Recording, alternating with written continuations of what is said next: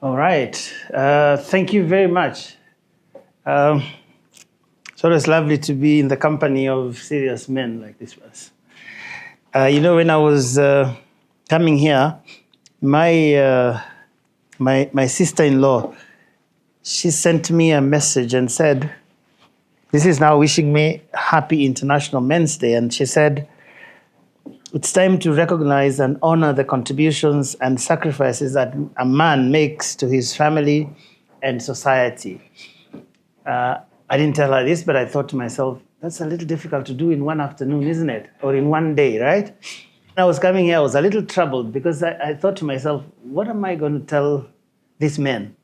Because you guys are in the health space, so I can't start telling you, oh, go to the gym, because you know that already. I can't tell you all these things, oh, check your heart. Daktari can tell you that because he's in this space. But I said, who am I to start telling you about those things that you should be telling me about? So I thought to myself, I can tell you, eat this, don't eat the other thing.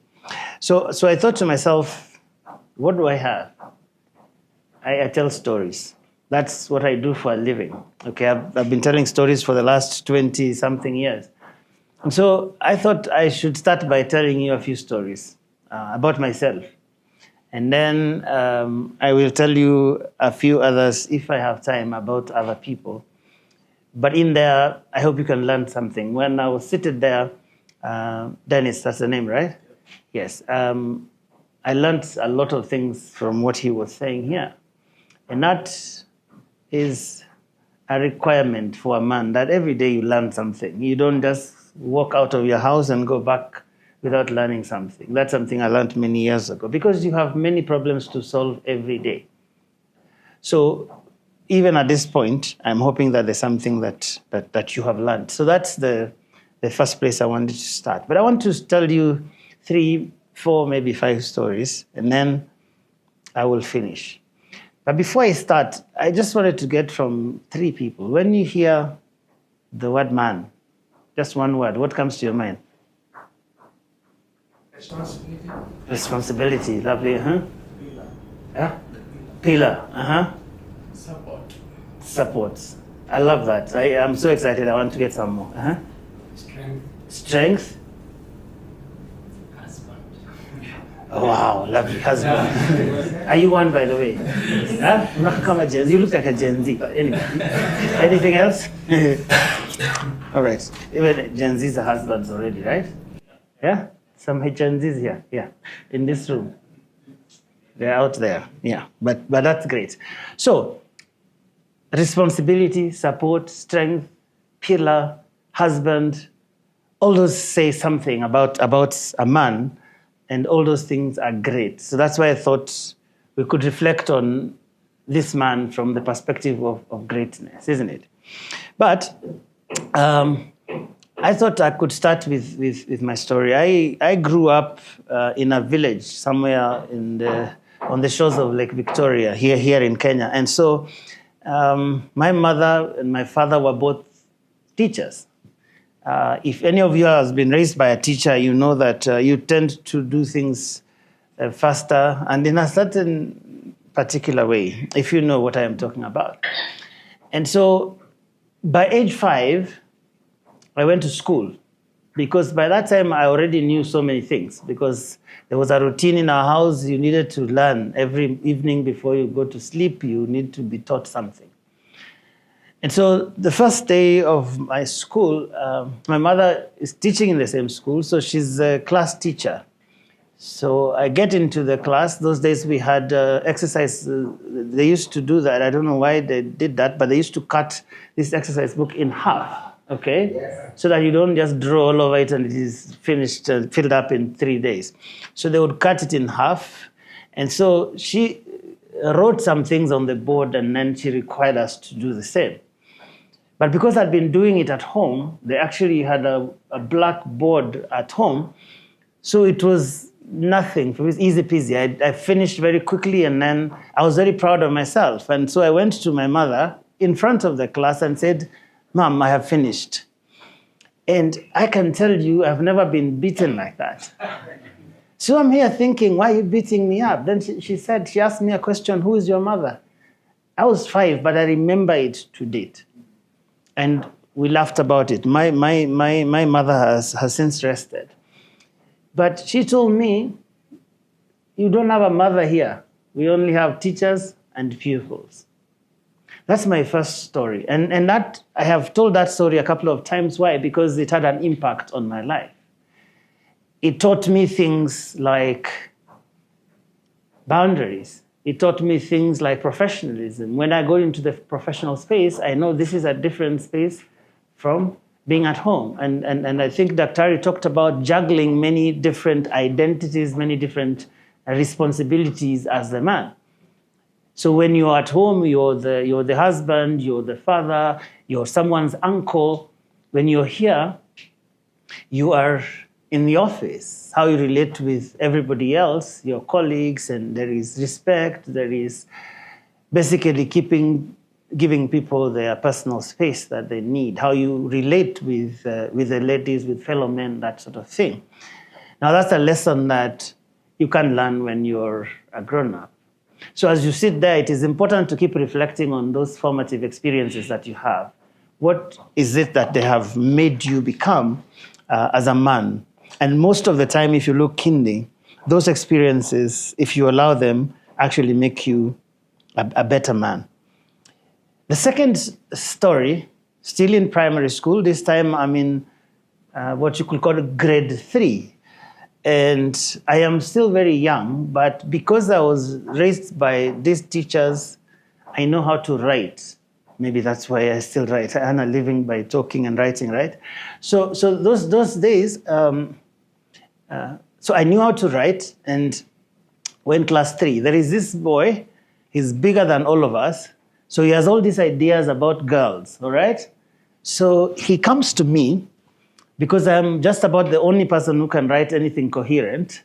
So he dictates something naughty that he wants to give to this girl. And so he writes, then he dictates and I write. Then I give him his note. I'm very proud of myself because I can write, and I just wrote for someone who can't write. And so the guy walks across the room, gives this to the girl, and the girl is giggling under the desk, reading this thing, and then the teacher walks in. And then almost as if he knew, he notices that the girl is lost in something under the desk, and yanks it out of the girl's hand, reads it, and comes straight to me to give me a beating. Why? Because my handwriting is so distinct, but also I can write very well. So he obviously knew who that was. And then he called my mother, who was in the same school, and my mother came and beat me up and went home and told my father, who beat me again. And so I am here. I didn't do anything beyond just writing. So my mistake here was to know how to write, to agree to help somebody. So that's for me a lesson that I got at class 3, and it has helped me quite a bit in my journey. The third one, this is a lot later in life. I used to perform very well in school, and particularly in English. But when the exams came, I failed in English, okay? And so whereas I proceeded with my studies, I always felt that grade was not mine. Other people feel like that sometimes. You get something like, did they exchange with someone else's, yeah? But that's what had happened. And so I didn't, when I was young, I wanted to do the job I do now, right? And I'm centering this around career because I know there are people who might resonate with what I'm saying. So when I was growing up, my dad, he had a small radio that he used to listen to every evening. He would sit outside the house and listen to some stories from distant lands that I knew nothing about. But so as I grew up, I always thought I needed to be inside that thing that my father used to have. I didn't know how that worked at the time. So throughout my life, I had this sense that this is what I needed to do. And so when I got to this point where I needed to do very well in the languages so that I could go and do this thing that I had wanted to do since my childhood, I didn't make it at that point. So I got admitted to the university to study some agriculture something. If you want the details of agriculture what, we can talk after this. But I went and studied that thing for 4 years. And long story short is that towards the end of the 4 years, at the university, there used to be those riots those days. These days, they're still there, but those days it was about, should I say this? It's about more serious things. But I didn't say that. But it was things like, the Constitution, how the president had promised there will be a new Constitution, there's nothing now, and those sorts of things. And so some of us were in the forefront for those kinds of things. And so when they shut down the place, but then now we started meeting journalists who were coming to cover this thing. Then I remembered, this is actually that thing that I was talking about. And so it rekindled my dream. So after that, I went back to school. I went to the School of Journalism right after that agriculture something. And today, I earn a living using a lot of English. That is my third story. There might be people who have dreams, but you're thinking, oh my God, I didn't make it here. There are many roadblocks that come along the way, but how are you going to be a sign of strength that someone talked about if you give up? Just because you didn't make it, you failed in this level or the other, or there is some promotion you're looking for. This time they did the appraisals, you haven't made it, but at least you didn't leave, you're still here, so you can still do something, right? So my point is that experience, every day when I think about that experience and I come across something that is challenging in my workplace, I come across something that's challenging on the home front, I think about this thing that somebody somewhere had said, no, you are not good enough in this. But I said, no, I don't agree. So I try again. And here I am. Okay. The last story, then I will try and get to some other people's stories. I started my career at KBC, that in full is the Kenya Broadcasting Corporation. It is state-owned. I think those days it was more state-owned than it is now, if you know what I mean. For those of you who have been around longer, there was a time when if you were to tune into the news, the first 20, 30 minutes will be what the president did yesterday, what he did today, what he's planning to do tomorrow. Okay, so that means that you take like half an hour or so saying all those things. But that is where everybody who does the kind of job I do somehow would start. And it was very difficult because in those days, if you wanted to do that, there were very few places to go and study. There were very few places to go and practice. So it was literally the only place where you could do that. There was one or two other places. And so I don't know in your space what is a mark of honor. Like, this is really the best in this space. I will ask during the break. But in those days, this was it. So if I go out to do a story, I put my voice on it, and I'm trying to use some terminologies that we can relate with, and show my face there. Then you will know that this is the story I did, right? But that meant that your voice had to be a certain quality, all right? And someone had to make that decision. So there's a friend of mine, many of you would know him, he's called Alex Chamwada. He lives in this country. He's my contemporary. We went to School of Journalism together. We went to KBC together. So we are here together. We're doing our internship, but this is really at the end of our course, so you're also looking for a job. So we So one day we were told, yeah, you guys are here, you're writing these things, you're doing well.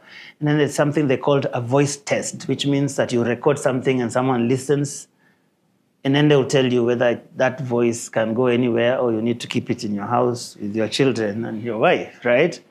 So this guy, so we recorded and gave to this very powerful guy whose job it was to decide the future of who will be broadcasting or not, okay? So he stays with it, he doesn't listen to it. He's just there. Every day you go like, yeah, we'll listen to it. In Kiswahili, it sounds more colorful. Nitasikiza tu. So this guy kept saying, I will just listen. Don't worry, it's fine, I'll listen to it. And of course, you can't pressure him. He's a powerful guy. He could decide that your life is over in that space. So one day, out of nowhere, he said, yeah, I listened to those voices, but they're not bad, but yeah, maybe somewhere you can do some radio programs, but you can't do news. So the guy said something in there like, yeah, maybe radio. So I said, yeah, no, but there's some radio here. So we went to some guy who used to be on the radio side, like, we've been told that this is where these voices fit. So he found this guy who was very excited because he had a lot of work and he didn't have anyone to help him. So at the time, the only job that was there was to go and do research for his show and then give him the material, and then he would kind of work with it. But with time, we did a very good job of it. We've just come from college, you know how it works, and you're very excited. You're doing everything according to the book. You know, later on, people slack, and you know those stories. But you guys look nice. I don't think it happens here. But when people come, you know, that time you have come from the interview, you're saying like, yeah, I will work overtime with minimum supervision, those kinds of things. So we did all those things. Then one day he said, but we told him, but why can't you allow us to just present this thing? And we did. Now we were on air, on radio though, because that's what this guy said our voices were fit for. So one day I'm here and there's some big event that was happening and there's nobody to go there. So I'm told, young man, run there and do this. So I go there. When I come back, I broke the rules. If you do that, you get fired. Don't say I told you that. So what happens is I went out there, recorded my voice, did all these things, and I came and packaged that story and finished without anyone looking at it. That was a very big problem. The boss was not there, so the deputy was called. There is this young man here. He's done things that have never been done here. He's breached all the protocols. So I sat there. Then the guy looked at the story. Then he said, that's a very good story. Please proceed. Now, that's how I started. I'm not asking you to start. But it was more about not giving up on your dream. You know, we say we are strong, but men are very good at giving up on their dreams. There's this thing that you want to achieve. And I think someone told us here there are many spheres of our lives where we operate. So it is in your finances, it is in your health. It's just, what is that thing that is so important to you? And I can tell you that when you surmount, this is also a thing, when you surmount this obstacle, it usually fires you up for the next one. How many people have seen that? When this thing that looks so difficult, the moment you surmount it, now you find that you get back your ambition, you get back your drive for more results. That's why you should never, because that dream will just keep gnawing. It will just keep disturbing you. You know there's something that you're supposed to achieve, but you keep postponing it. There's a guy who many of you have heard of, I think all of you. He's a guy called Abraham Lincoln. This guy was, and I think I have his story somewhere there. But Abraham Lincoln was a president in the U.S. Many people talk about it. All the presidents in the U.S., when they want to say something important, they probably will quote Abraham Lincoln. But this is a guy who had to surmount unbelievable odds to achieve the things that he eventually achieved. He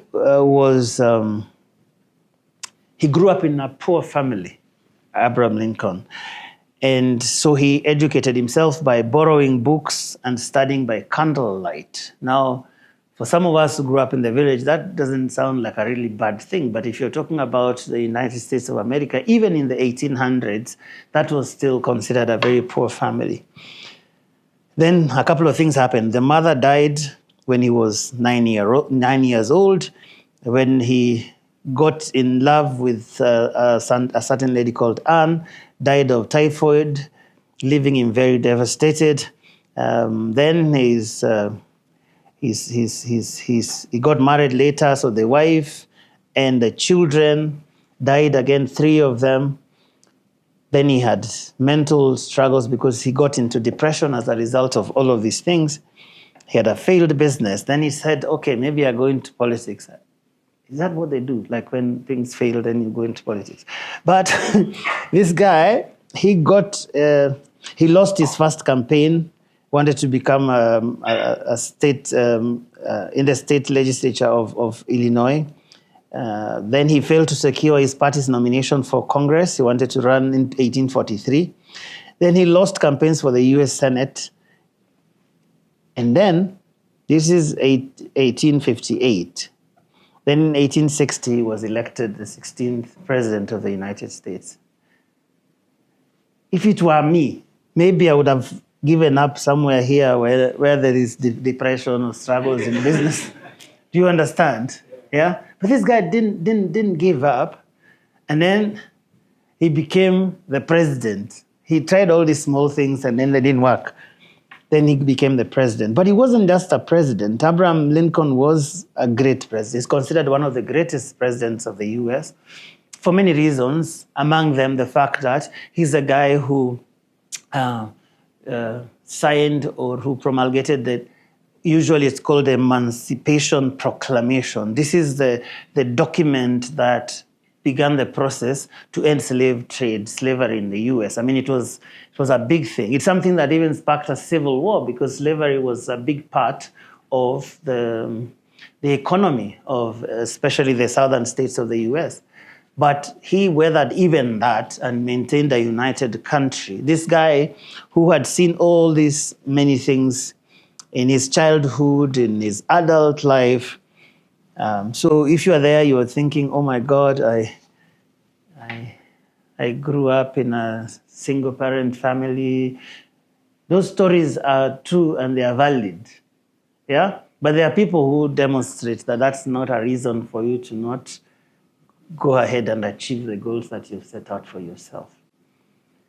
Because you see, someone there talked about husband.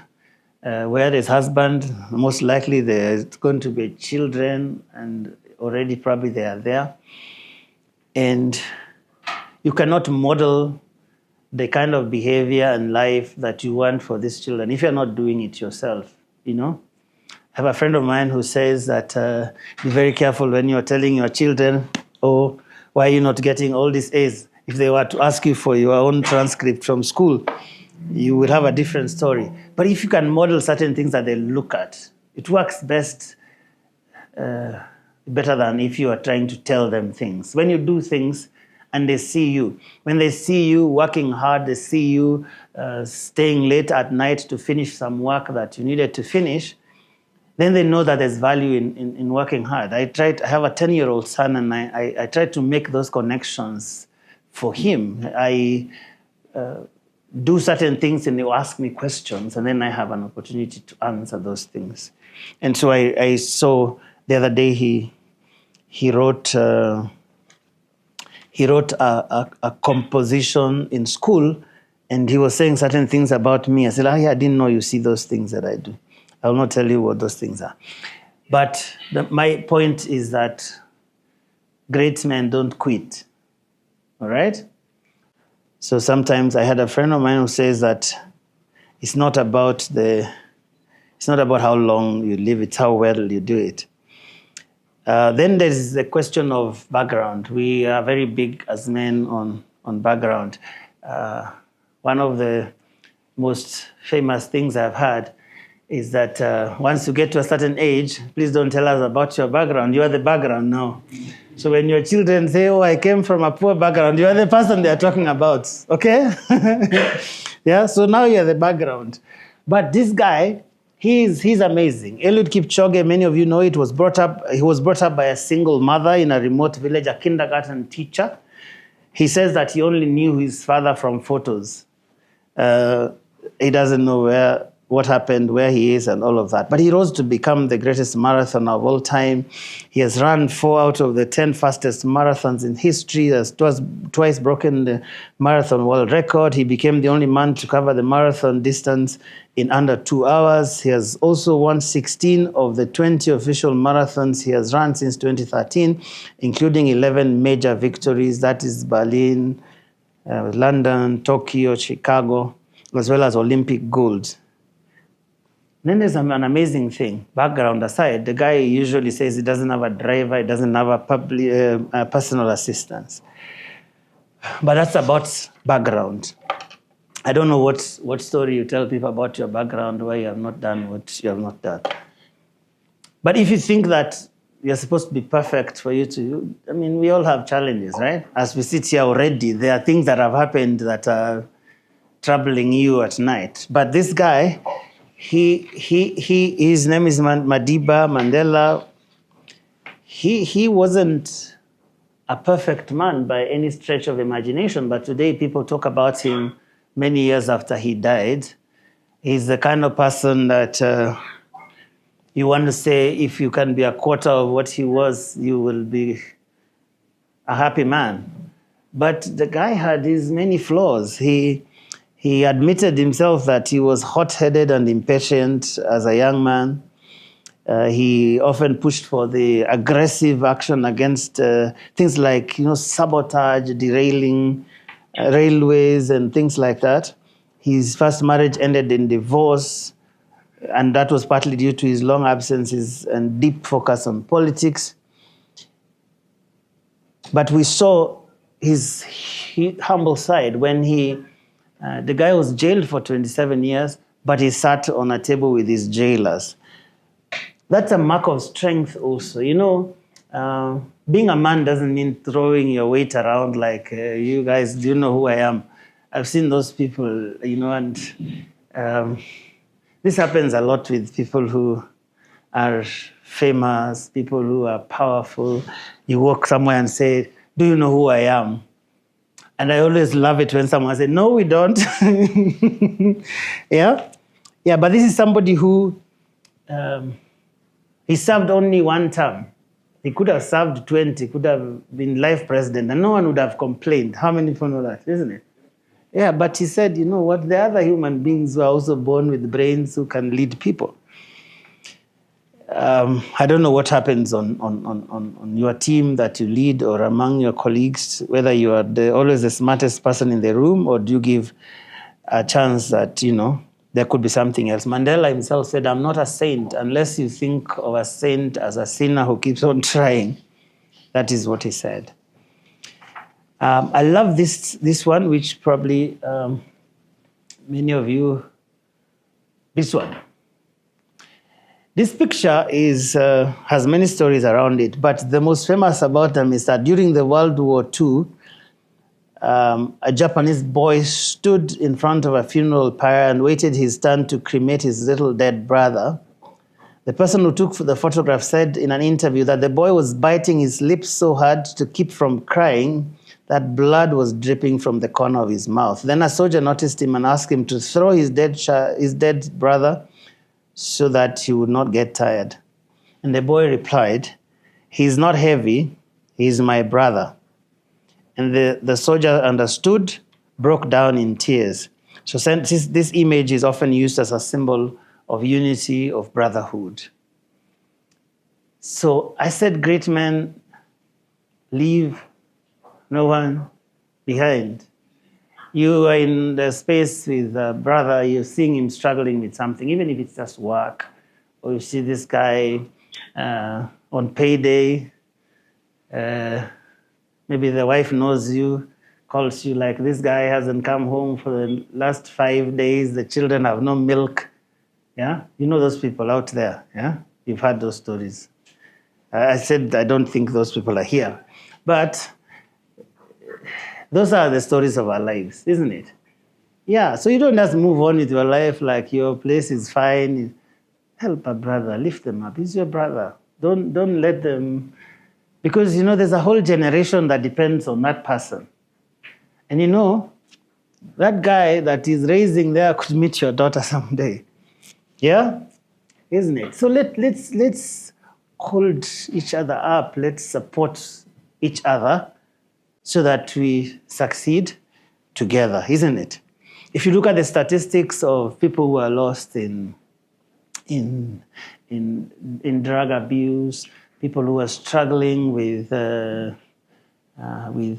mental health, and you move on like if nothing is happening, and someone you used to know, most of the stories I've heard, the people who eventually maybe take their own lives and things like that, you hear stories like, the guy used to meet us, then he disappeared. So why didn't you look for the guy? At least he would have told you something, he would have helped them. But it could also be you. You could seek help, isn't it? Yeah, but I'm just saying, let's support one another. There's a lot of social stigma associated with all of these things I'm talking about. But if we are part of a network, I think you talked about a support system, that sort of thing. And I think you are the same person who said, when I think about a man, I think support. That's what it means. That you're not going to let this person just languish and wallow in their problems until something more terrible happens. You can reach out to them and, you have a chat. And you might find that with time they open up and tell you something. Because opening up is a problem for us for some reason. They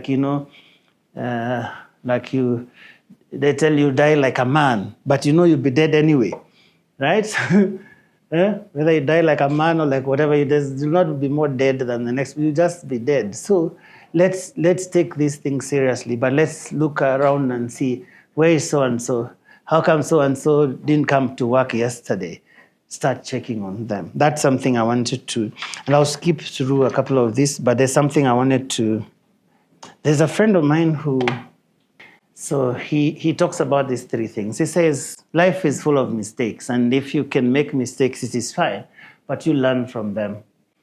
This morning, maybe one of you wanted to wake up, and then the alarm rings, and then how many know that story with the alarm? Yeah? The alarm is not the problem. There must be something you did last night, or you stayed up late, you overindulged in something or whatever. You learn from that, because maybe you'll be late for work and something else will happen. Simple example, but you could apply it in any area of your life. Then he says, he be a problem solver. He likes to talk about this story where in this room today, right now, as we are here, if a snake crawls into this room, there'll be somebody who will jump before they even think what will happen if they jump, right? Yeah, there'll be people who will huddle in that corner like, a snake in a room. There must be someone there who does some funny things with snakes. But there'll be someone who will say, what do we do about this? If there are people who like to kill snakes, or if there are people who will say, let's take this to the zoo, there are people like that, isn't it? They will have solved a problem. But what is the problem that needs to be sorted in your department? What is this problem that people are always complaining about? That's why we are here. We solve those problems. And that ought to define us, this idea of solving problems. And the other one is respect. This one I really love. When you start rising in life, when you start rising in your career, when you start doing well, maybe now we have taken Dennis seriously, we have a bit more money now, you start looking down upon people. I mean, the people who help us in significant ways sometimes are people who look very insignificant, right?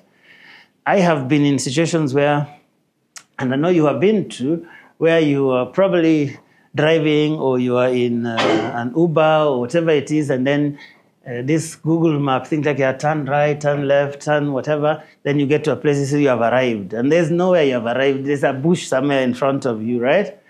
And then you find some character who's just walking around there looking all rugged and everything. Then you ask them, and then they tell you, oh, but you needed to have gone around. It is over there, right? In fact, this place is very dangerous. They usually kill people here, so you need to move away very quickly. Hasn't that person helped you? So if you didn't want to talk to him, you look at him and say, I don't talk to people like that. Respect. That's very important. This is the final thing I'll finish with.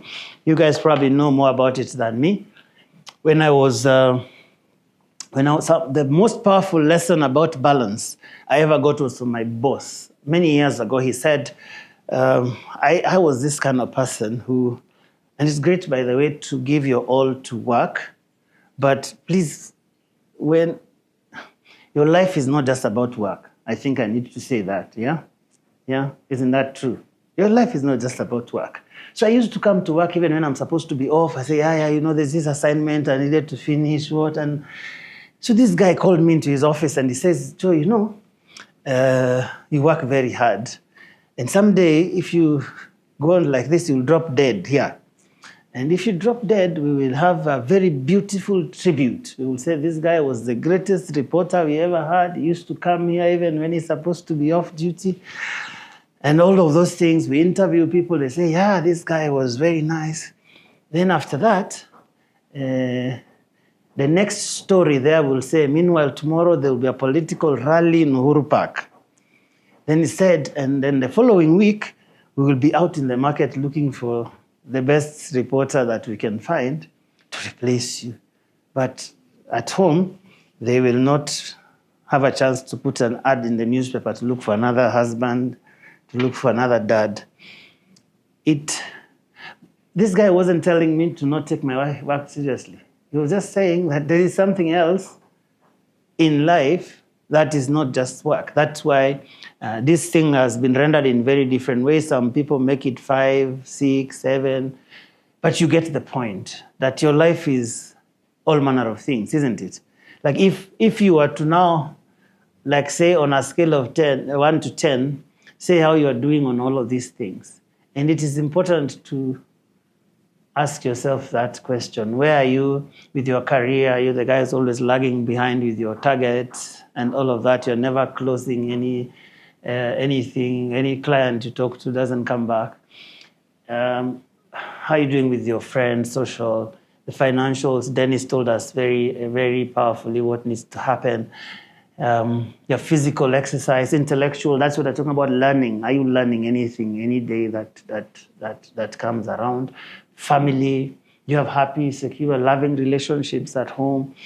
And spiritual, you don't have to share the belief system that he has, but everybody has that dimension. It's about your soul. Some people just go into the wild and you want to just stay with nature.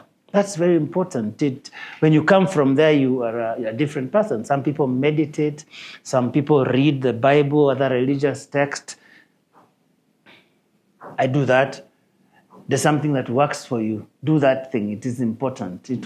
When you come back to the office on a Monday or whatever, you're refreshed in ways that you will not know. Physical exercise, of course, that's a big problem now for us as men for some reason, because you say you are busy, you are all these long hours and all of that.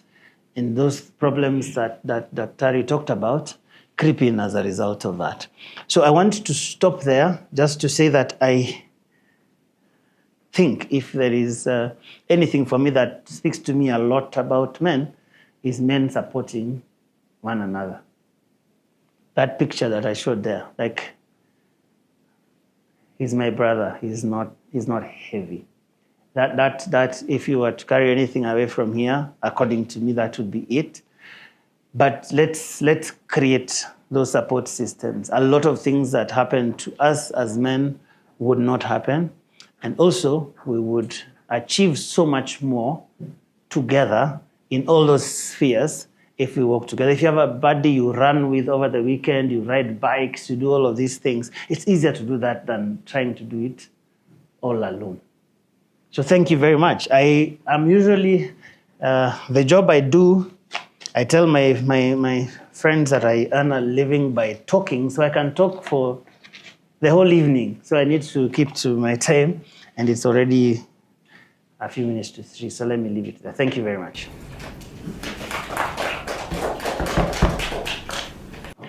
Okay, so the first question relates to how you become better So every person, according to me, is a leader. And leader here, I need to rephrase that, is supposed to be a leader. In other words, there's a leader in you that you need to bring out. And leader doesn't mean that you have all these people that you're in charge of, now you're in charge of a department. Leader just means there's something you can do so well, but you put so much effort in it that if they ever thought about that thing needing to be done, they will say, where is Dennis? That is leadership.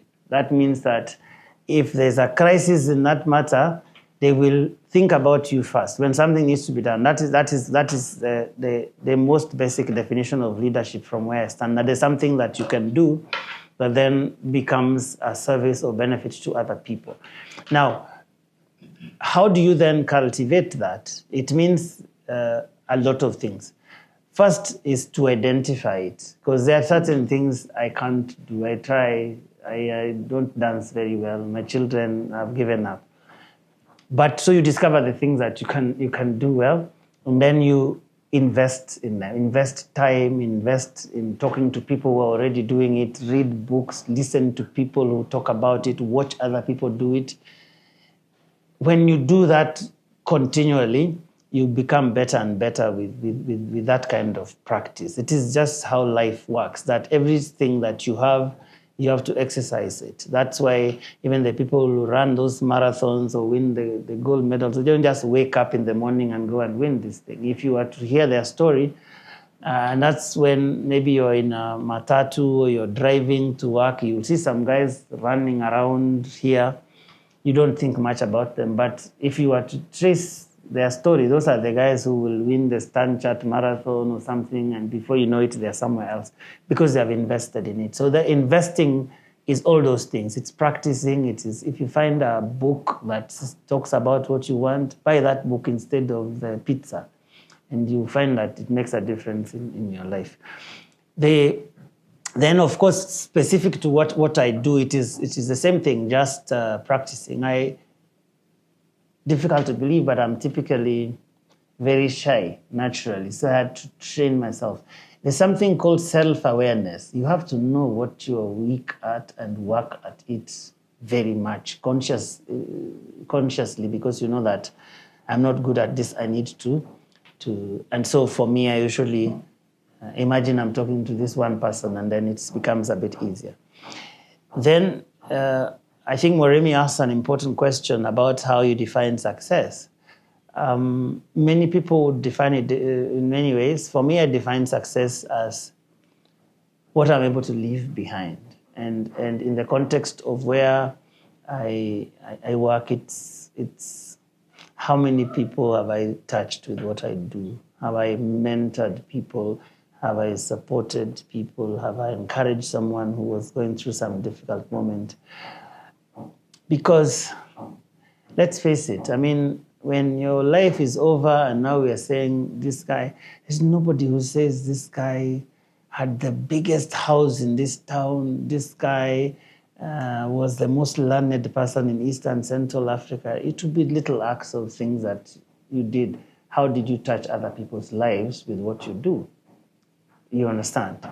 It's even, I mean, the work that you guys do in the health space, that's what happens. Like someone, because you take care of insurance and all these things, and people don't see it as any money that is involved. It's like, I was not well, now I am fine. You understand? So it's, at the end of the day, how does that thing touch my life and improve it? Now that remains even 10 years. I met one of the very rare members of parliament who do a lot of practical good work on the ground. So he told me that there's a time he was unwell in a foreign country. And then there's a guy who comes there and says, I'm told my dad is here. So the family is startled, like, wait, are these those scandals where someone's about to die and everybody's showing up and saying they lost children? Then eventually, so the guy's wife was like, then the guy says, this guy, he is the one who sponsored me to go and study, I don't know where. Now I am a doctor, I live in this town, and I was told this. So the guy actually was allowed to go in. And this Peter, I was not even remembering the guy. So he had to explain to him what had happened. Then he remembered, oh, this is what happened. Because he had even forgotten about that incident.